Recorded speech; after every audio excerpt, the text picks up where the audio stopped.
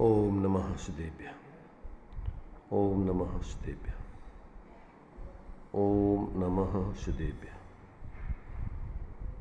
मंगलम भगवान वीरो मंगलम गौतमोगणी मंगलम कुंद कुंदाद्यो जैन धर्मोस्तु मंगलम सर्वमंगल मांगल्यम सर्वकल्याणकारकं प्रधानं सर्वधर्माणां जैनं जयतो शासनं जैनं जयतो शासनम्। इस भवतरु का मूलयक जानहु मिथ्या भाव ताको कर निर्मूलय करिए मोक्ष उपाय करिए मोक्ष उपाय।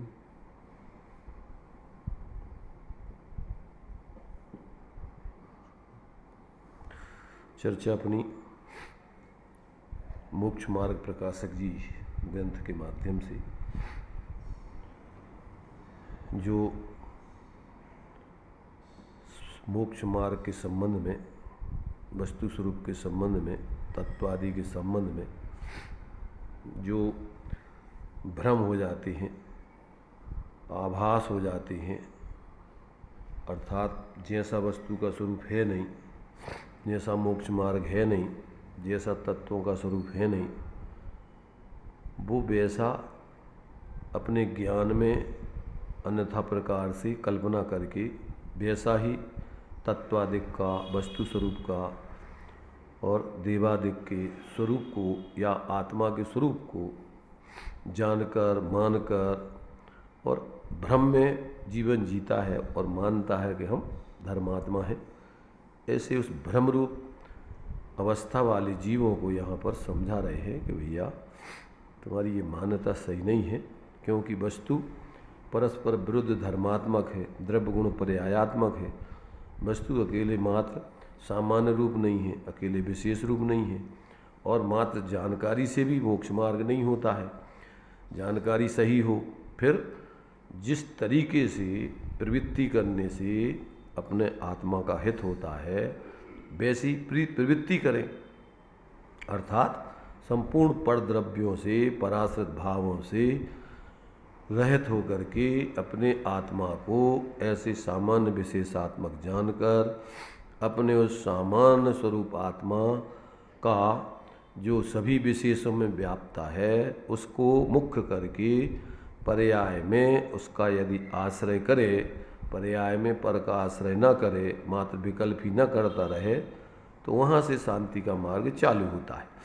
तो यहाँ पर जो आभासी थे वो आत्मा को जो द्रव्य दृष्टि से स्वरूप बताया है, अर्थात उसका जो सामान्य स्वरूप बताया है, और जो आत्मा का विशेष स्वरूप बताया है, उसमें से वो एक पक्ष को ग्रहण करके मात्र अभी सामान्य पक्ष को, द्रव्य दृष्टि के पक्ष को उसका यथार्थ स्वरूप न जानकर सर्वथा अपने लिए उसी सामान्य रूप एक रूप मान करके पर्याय के पक्ष को समझते ही नहीं है। उस पर्याय की शुद्धि करने का जो उस द्रव्य स्वरूप को बताने का अभिप्राय था, उस स्वरूप के आश्रय से वो तो उसने ग्रहण किया नहीं, और अपने को सर्वथा उसी रूप मान करके और एकमात्र अज्ञानता को धारण करके भ्रम रूप परिवर्तन करता है, स्वच्छंदता को धारण करता है, यानी मनमाने तरीके से धर्म की प्रवृत्ति सोचता रहता है, जानता रहता है, करता रहता है। तो ऐसे जीवों को यहाँ पर पहले तो मान्यता उसकी गलत सिद्ध की, सिद्धांत से यानी आगम से, युक्ति तर्क से, अनुभव से, सभी प्रकार से उसकी मान्यता का खंडन किया कि तुम्हारी ये मान्यता गलत है। कैसी मान्यता होनी चाहिए? अंत में उस बात को लिख करके और ऐसे जीवों की जो निश्चयाभासी हैं, जो वास्तव में आत्मा के परमार्थ स्वरूप को न समझकर अपने को उसका ज्ञाता मानते हैं और मनमाने तरीके से जीते हैं, अर्थात मानते जानते प्रवृत्ति करते हैं। आगे अब ऐसे जीवों की स्वच्छंदता, कैसी उनकी मन प्रवृत्ति होती है वो बता रहे हैं, और उसका निषेध कर रहे हैं कि ये तेरी प्रवृत्ति सही नहीं है। तो तो अभी अपन ने कल जो यहाँ तक पढ़ा है कि जो निश्चयाभासी जीव है उसकी क्या कहाँ कहाँ गलती होती है, उन गलतियों को थोड़ा रेखांकित किया। अब उसकी स्वच्छंदता और उसका निषेध, इस बात को यह बता रहे। तो इसके ऊपर की लाइनें अपन पहले पढ़ के फिर आगे चल रहे। ऊपर माने उसने जो वस्तु स्वरूप के बारे में जो एकांगी पक्ष धारण कर लिया, उस पक्ष का निषेध करके और अनेकांत दृष्टि से कैसा मानना चाहिए, उसके लिए अंत में जो 2.5 लाइन लिखी है वो पढ़ के आगे अपन उसकी स्वच्छंदता और उसका निषेध, इस विषय को अपन लेते हैं। देखिए, तो यहाँ कहते हैं कि पर्याय अपेक्षा शुद्धपना मानने से तथा अपने को केवली मानने से महाविपरीतता होती है। इसलिए अपने को द्रव्य पर्याय रूप अवलोकन करना। किस रूप अवलोकन करना? अकेले सामान्य द्रव्य रूप नहीं, द्रव्य पर्यायात्मक वस्तु है, तो दोनों प्रकार से अपने स्वरूप को समझकर उसी प्रकार से जानना मानना। तो कहते हैं ऐसा अपना द्रव्य पर्याय रूप अवलोकन करना, द्रव्य रूप से सामान्य स्वरूप अवलोकन करना और पर्याय रूप में अवस्था विशेष अवधारण करना, अर्थात पर्यायों की अपेक्षा, भेदों की अपेक्षा उसको जैसा है वैसा जानना मानना। क्योंकि वस्तु इस प्रकार से सामान्य विशेषात्मक ही है, अकेला मात्र सामान्य रूप ही नहीं है, अकेले विशेष रूप नहीं है, दोनों सर्वथा अलग अलग नहीं है और दोनों सर्वथा एक भी नहीं है। तो ऐसे अपन को इन सारे पक्षों को स्यादवाद दृष्टिकोण से समझकर अपनी मिथ्या मान्यता का निरसन करके प्रयोजन साधने के लिए अपने उस द्रव्य स्वभाव को मुख्य करके पर्याय में उसका अभेद होके अवलंबन करे, निर्विकल्प होके मात्र विचार ही नहीं करता रहे, तो वहाँ से उसका शांति का मार्ग, निराकुलता का मार्ग, सुख का मार्ग प्राप्त उसको होता है। तो इस प्रकार यहाँ तक अपन ने उसकी विपरीत मान्यताओं को यहाँ पर रेखांकित किया। इस प्रकार चिंतन करने से सम्यक दृष्टि होता है। कैसा? द्रव्य पर्यायात्मक, अकेले द्रव्य स्वरूप नहीं, अकेले पर्याय रूप नहीं, दोनों सर्वथा अलग अलग नहीं, दोनों सर्वथा एक नहीं।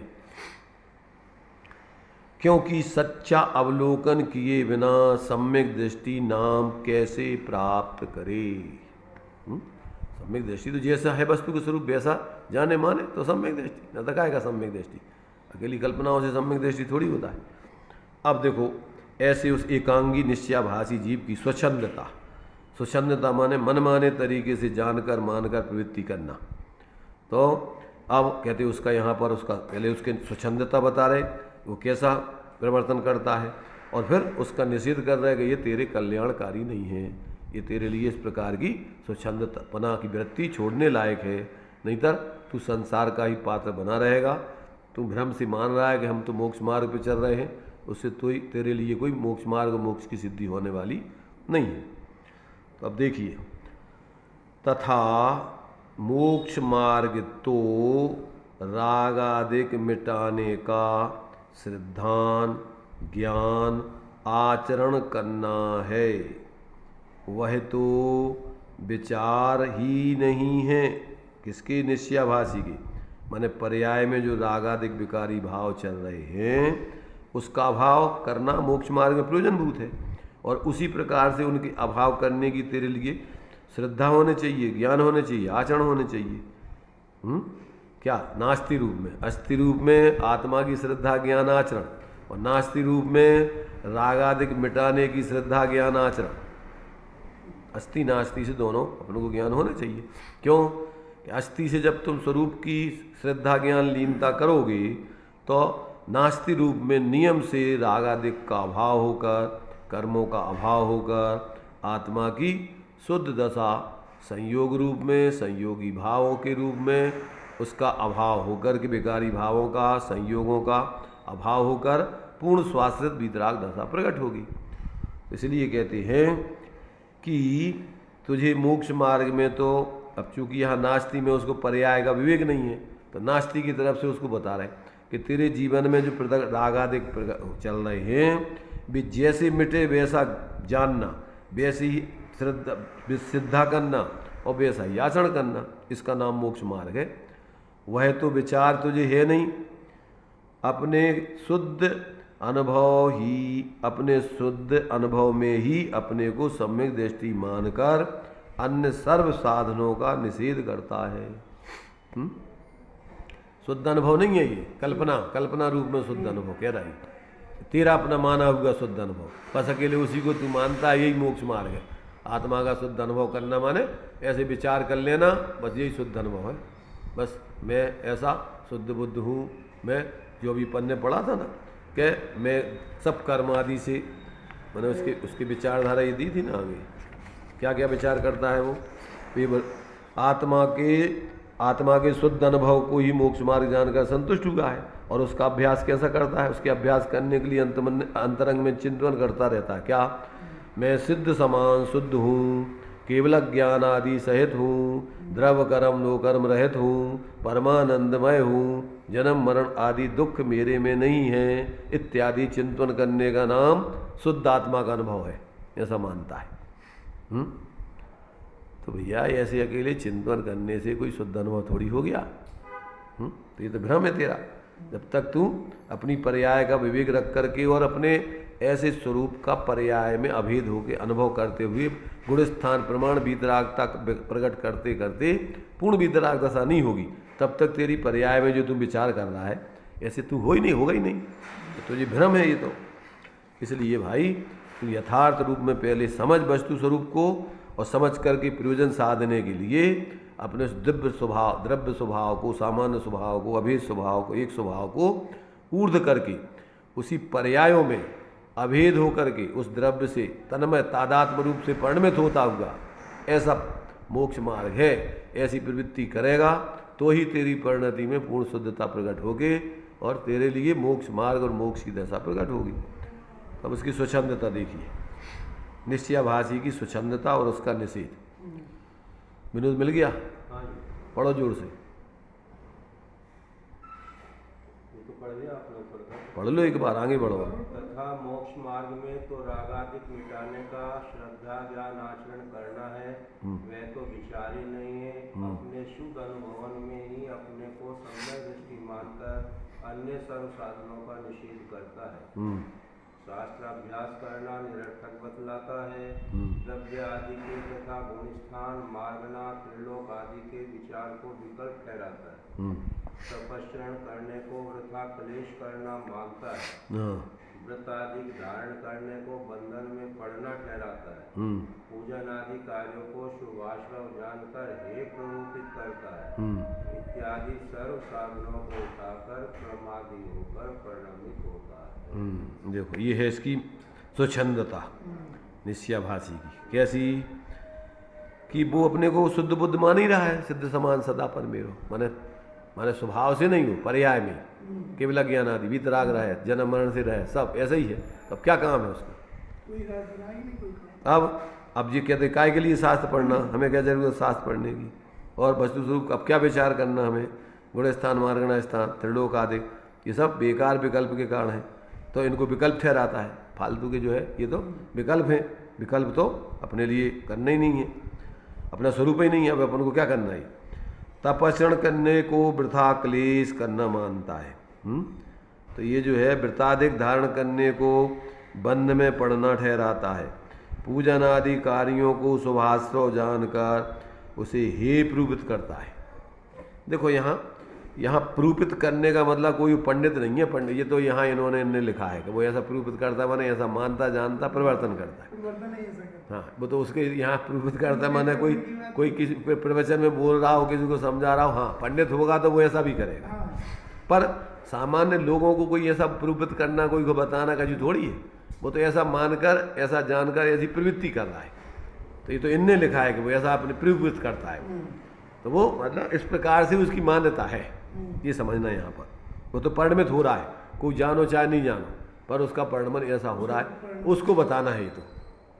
क्योंकि वो जरूरी नहीं है कोई वो पंडित होकर के, मान लो पंडित है निश्चयाभासी तो वो ऐसे ही बताएगा, वो निरूपण करेगा। परंतु अब पंडित नहीं होगा तो वो कोई से बोलने थोड़ी, वैसा जीवन जिएगा। अब आगे देखो तो क्या क्या किया रहा, ये सब अपन को कर्णानि योग, चरणानि योग, इन सब का निषेध कर दिया उसने, समझे ना। इसलिए अपने लिए द्रव्यादिक तथा गुणस्थानादिक मार्गणा आदि त्रिलोकादिक ये कर्णानि योग का विषय है, इन सबको विकल्प ठहराता है। तपस्रण करने को वृथा कलेश मानता है, व्रतादिक धारण करने को बंधन में पड़ना ठहराता है, पूजन आदि कार्यों को शुभाश्रव बता करके ही प्रभु ये चरणानि योग के पूरे जितनी अपने उपदेश दिए जाते हैं वो सब का निषेध करता है। इसमें क्या रखा है सब, ये तो क्रियाकांड है सब, ये आत्मा का इससे क्या लेना देना है, और ये तो फालतू के अपने लिए क्लेश भोगने के कारण है। इत्यादि सर्व साधनों को उठाकर प्रमादी होकर परिणमित होता है।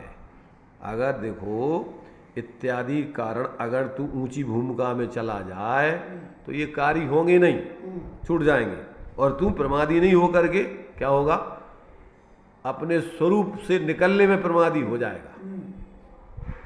तो पंचाशती काय में आचार्य कुंद देव ने लिखा है कि जैसे एक इंद्रिय जीव खीर खांड खा करके नहीं जैसे प्रमादी जीव खीर खांड खा करके एक इंद्रिय जैसा प्रमादी हो रहा है, अंदर से भी उसकी चेतना बिल्कुल सुप्त हो गई और बाहर से भी बिल्कुल ऐसा प्रमाद में वो पड़ा रहता है। और ऐसे ही कहते मुनिराज भी अपने स्वरूप में ऐसे लीन होते हैं कि वो बाहर की क्रियाओं करने में प्रमादी है, निकलना नहीं चाहते। एक इंद्रिय जैसे मैंने भी ऐसे यो चिंत निज में थिर भय तिन अकथ जो आनंद लायो, सो इंद्र नाग नरेंद्र अमेंद्र के ना ही कहो। और उनकी कैसी दशा हो जाती है कि ते उपल खाज खुजाओ तिन सुथिर मुद्रा देख मृग गण, जैसे एक इंद्री पेड़ खड़ा हो ठूठ खड़ा, हाँ ठूठ हो जाते जैसे, ऐसे उनकी दशा भी हो रही। तो बाहर से दोनों की दशा एक जैसी हो जाएगी, पर अंदर से दोनों में धरती आसमान का अंतर रहेगा। अंदर में पूर्ण चैतन्य जागृत अतीन्द्रिय आनंद और इसकी चेतना सुप्त पूर्ण प्रमादी और शरीर में मूर्छित होकर के जिएगा। तो इस प्रकार से यहाँ कहते भैया ऐसा इस प्रकार का तेरा जीवन कहते हैं ये प्रमाद पने का जीवन है, ये तेरे लिए महादुख का कारण है, दुख स्वरूप है। यदि शास्त्र अभ्यास निरर्थक हो तो मुनियों के भी तो ध्यान और अध्ययन दो ही कार्य मुख्य गए, ध्यान अध्ययन मुख्यम यति धम्म। मुनिराजों का धर्म तो मुख्य में पूर्ण निरारंभी पूर्ण विकल्पातीत ऐसे ध्यान, और बाहर में आते हैं तो अध्ययन आरंभ सारंभ से रहित बिना पाप क्रिया, उनको तो ऐसी क्रियाएं करना है तो वो अध्ययन स्वाध्याय दो चीजें मुख्य है उनके जीवन में। तो बाकी तो उनके लिए कदाचित शरीर की कोई व्यवस्था संबंधी विकल्प आ गया तो वो कर लिया, थोड़ा सा खत्म काम। तो इस प्रकार से कहते हैं कि तू जैसे निरर्थक कह रहा है तो मुनिराज भी तो कहते हैं उनको दो कार्यों में एक अध्ययन तो उनके लिए मुख्य कार्य है, दो ही कार्य मुख्य हैं। ध्यान में जब उपयोग ना लगे तब अध्ययन ही में उपयोग को लगाते हैं, बीच में अन्य स्थान उनको उपयोग लगाने के योग्य ही नहीं समझते। तथा शास्त्र अभ्यास द्वारा तत्वों को विशेष जानने से सम्यक दर्शन सम्यक ज्ञान निर्मल होता है। क्या होता है? शास्त्रों द्वारा तत्वों को विशेष जानने से सम्यक दर्शन सम्यक ज्ञान विशेष निर्मल होता है।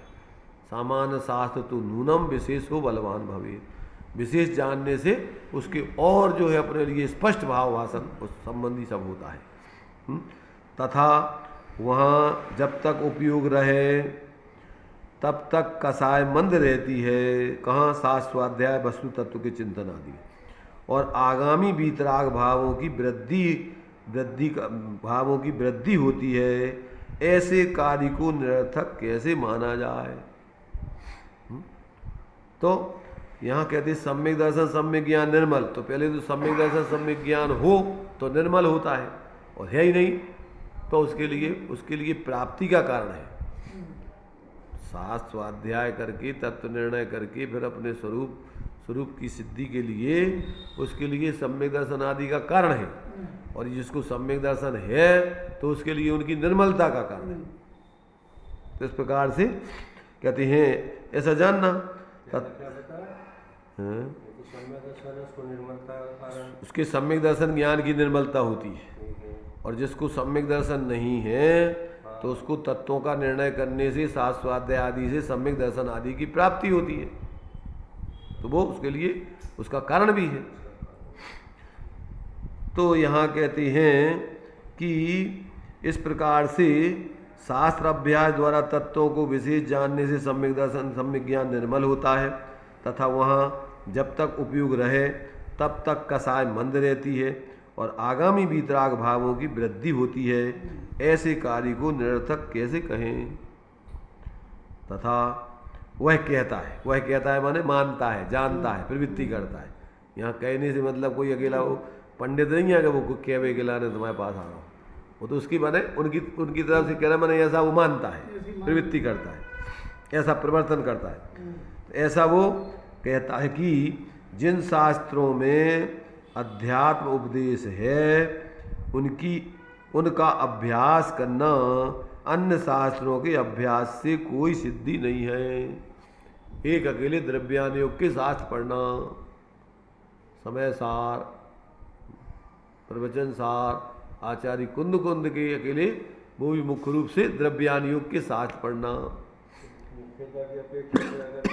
मुख्यता की अपेक्षा से उसके लिए तो आगे खुलासा कर रहे हैं वो। अभी तो पहले जिसकी मिथ्या मान्यता है उसके लिए निषेध कर रहे हैं। क्यों कर रहे हैं निषेध? खुलासा कर रहे हैं आगे देखो कि जिसको अध्यात्म के लिए शास्त्र पढ़ने की रुचि है और अन्य शास्त्रों की अरुचि है, अन्य शास्त्रों का निषेध करता है, इनसे कोई सिद्धि नहीं है, समाज में झगड़ा करवा देता है। गणना योग के शास्त्र नहीं पढ़ने चाहिए गद्दी पे बैठ के। तो ऐसा पंडित जो है, कोरा पंडित है, उसको कुछ भी होश नहीं है, बेहोश है वो। जनागम का वो अपलाप करने वाला है। भगवान जिनेंद्र की वाणी है चारवानियों। तो उससे कहते हैं देखो, यदि तेरे सच्ची दृष्टि हुई है तो सभी जैन शास्त्र तुझे कार्यकारी हैं। वहाँ भी मुख्यता अध्यात्म शास्त्रों में तो आत्मस्वरूप का मुख्य कथन है। सो सम्यक दृष्टि होने पर आत्मस्वरूप का निर्णय तो तुझे हो चुका। अब तो उस ज्ञान की निर्मलता के अर्थ व उपयोग को मंद कसाय रूप रखने के अर्थ अन्य शास्त्रों का अभ्यास मुख्य चाहिए। अब तेरे लिए वो ज़्यादा उपयोगी है। तथा आत्मस्वरूप का निर्णय हुआ है उसे स्पष्ट रखने के अर्थ अध्यात्म शास्त्र भी उनका भी अभ्यास चाहिए, वे भी चले। पर मुख्य रूप से तो जब इसमें स्थूल माने आत्मा का भेद विज्ञान हो गया तो ये तो अब स्थूल है, अब तेरा उपयोग वहाँ बार बार लगेगा ही नहीं। और लगेगा तो तेरे प्रमाद आएगा, सोता रहेगा, रस नहीं आएगा। जो चीज़ अपन को याद हो जाती है उसमें मन लगता नहीं बार बार। तो कहते हैं अध्यात्म शास्त्र भी अभ्यास चाहिए, परंतु अन्य शास्त्रों में अरुचि तो नहीं होना चाहिए। जिसको अन्य शास्त्रों की अरुचि है उसे तो अध्यात्म की भी सच्ची रुचि नहीं समझना चाहिए। जो ऐसा रट्टू तोता है जिसने मात्र रट लिया है कि अकेले अध्यात्म शास्त्रों से अपना कल्याण होता है और दूसरे शास्त्र तो भी प्रयोजनभूत नहीं है, नहीं पढ़ने चाहिए, तो कहते तेरी बुद्धि क्या हो गई, अजीर्ण हो गया तुझे पढ़ाई का ज़्यादा। तूने अभी भगवान जिनेंद्र के वस्तु स्वरूप को समझा नहीं और जीवन में तेरे धर्म पैदा हुआ नहीं, तूने मिथ्या कल्पना कर रखी है अपनी।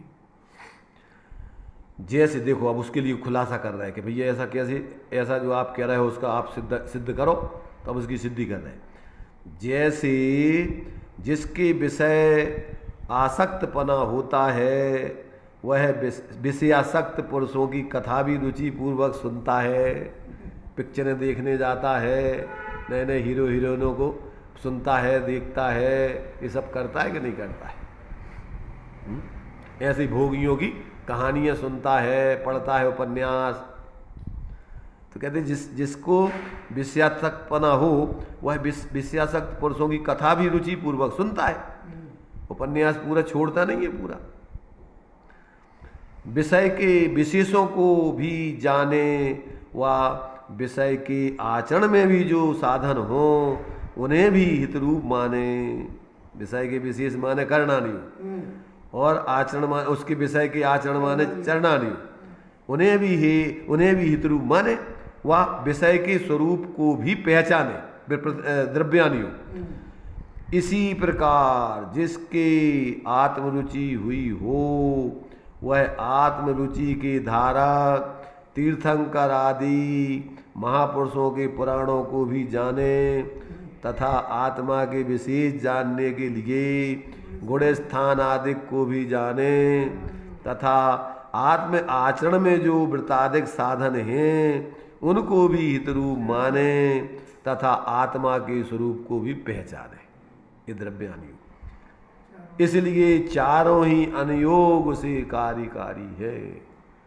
अरे स्वस्थ रहने के लिए सारी विटामिन के लिए सारी सब चीज़ सब खाने को बता देना डॉक्टर अपन को कि भैया ये खिलाने तुम्हें आयरन की कमी के लिए जो भी खाना है वो भी खाने, इतनी सब पूरी डाइटिंग की वो कोर्स बना के देते कि नहीं? तो ऐसे आत्मार्थी का कोर्स है।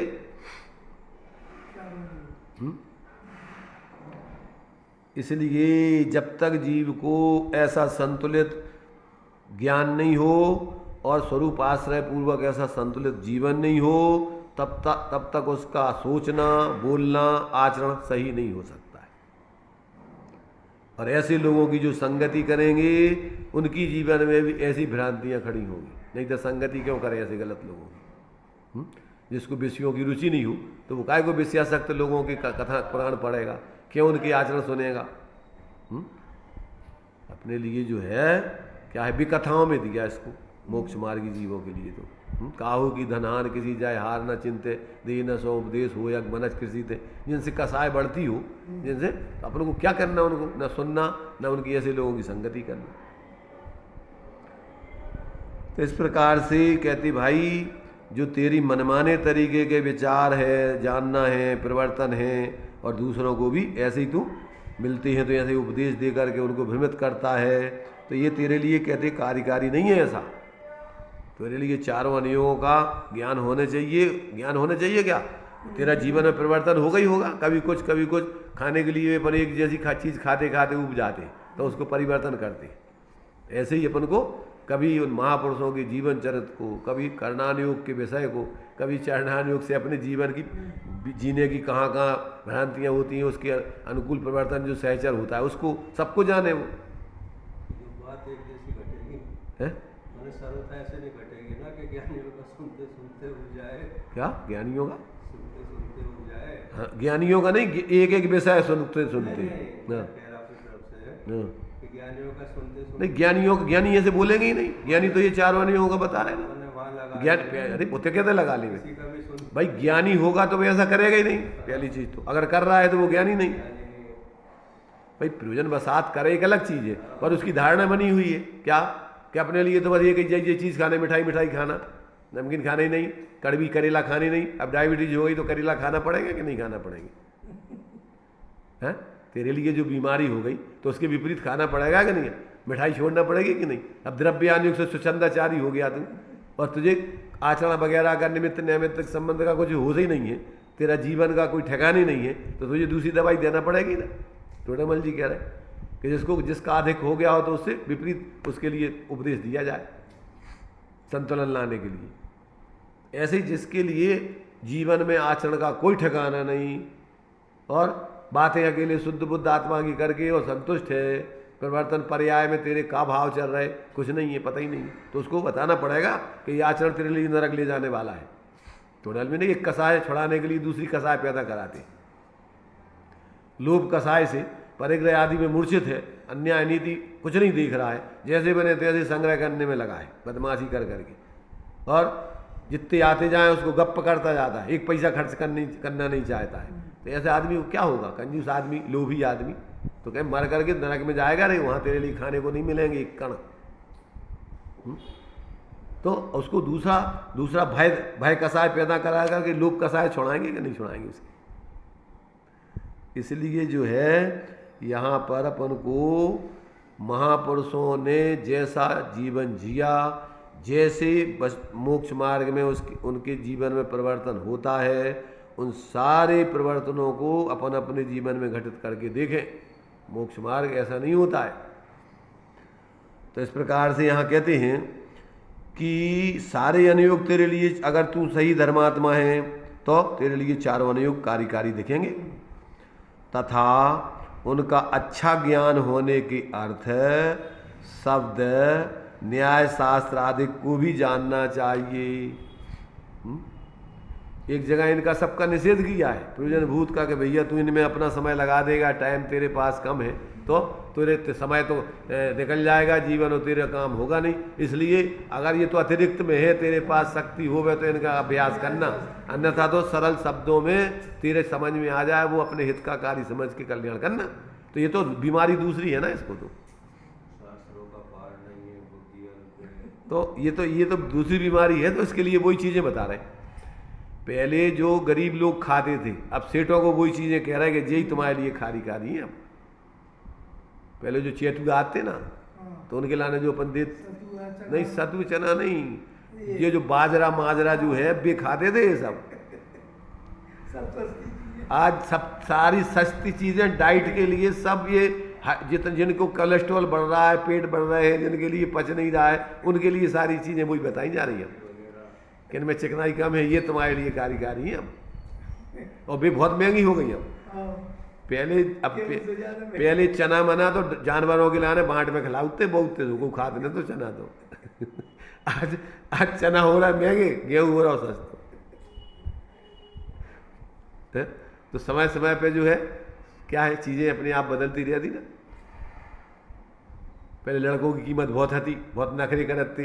अब लड़के आगे पीछे घूमे, लड़कियों के लड़कियों बाल हो गए, पैसा खर्च कर भी तैयार है, जैसे बने तैसे दंड बिट के लगा भी तैयार है भैया, तुम जो कहो वो तय मान हमें। और पहले बेचारी लड़की वाले उनके चप्पल जूता घिस जाते थे खोज के, इतने नखरे होते उनके। बदलती रहती बाही परिस्थितियां समुदाय की।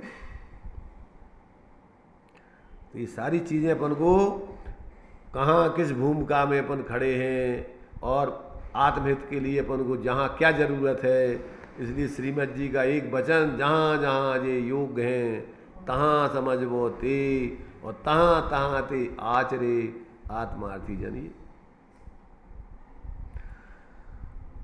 तो यहाँ कहते हैं कि भैया शास्त्रों को समझना है तो ये शब्द न्याय आदि शास्त्र आदि को भी थोड़ा बहुत जानना चाहिए। इसलिए अपनी शक्ति के अनुसार सभी का थोड़ा या बहुत अभ्यास करना योग्य है। अब फिर वो कहता है, क्या कहता है कि पद्मनंदी 25 में ऐसा कहा है कि आत्म स्वरूप से निकलकर 22 शास्त्रों में बुद्धि विचरती है, तो वह बुद्धि व्यभिचारिणी है। उसके पास तो बहुत पढ़ो लिखो है ना, ये तो शास्त्रों के बहुत रेफरेंस है देवे के लाने। तो उसने बहुत शास्त्र पढ़ रखे हैं, सब शास्त्रों के रेफरेंस दे के अपनी बात की पुष्टि करेगा वो तो दलीलें दे करके। तो उससे कहते हैं भैया सुन, तू तेरी बात ठीक है, तूने जो कहा है वो भी सही है, पर तू की विवक्षा तो समझ, वो किन के लाने हैं, तेरे लिए है क्या है? तो क्या कह रहे कि इस प्रकार से कहते हैं भैया, तो शास्त्रों में जो बुद्धि विचरण करती है वो भी विचारणी मैंने उससे कल्याण नहीं है, आत्मा का हित होता है। यह सत्य कहा है, बुद्धि तो आत्मा की है, उसे छोड़कर परद्रव्य अर्थात शास्त्रों में अनुरागनी हुई, उसे व्यभिचारिणी ही तो कहा जाता है। अपने पति को छोड़कर और दूसरे में अनुरागनी होवे तो क्या कही जाएगी उसको? तो यहाँ पर जो है, यहाँ अपना पति तो अपना चेतनात्मा है और अपनी परिणति अपनी आत्मा को छोड़ के होते विचरण करे तो उसको क्या कहा जाएगा? देखो यहाँ पर शादीशुदा पत्नी में भी प्रवृत्ति करना व्यभिचार है, समझ रहे तुम? यहाँ परमार्थ सी बात चल रही है अभी, यहाँ भी व्यवहार की बात नहीं चल रही।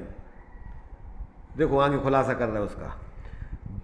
हाँ, तो यहाँ पर कहते हैं कि इस प्रकार जो आत्मा की बुद्धि है और वो उसे छोड़ करके परद्रव्यों में शास्त्रों में अनुरागनी हुई, उसे तो व्यभिचारिणी कहा जाता है।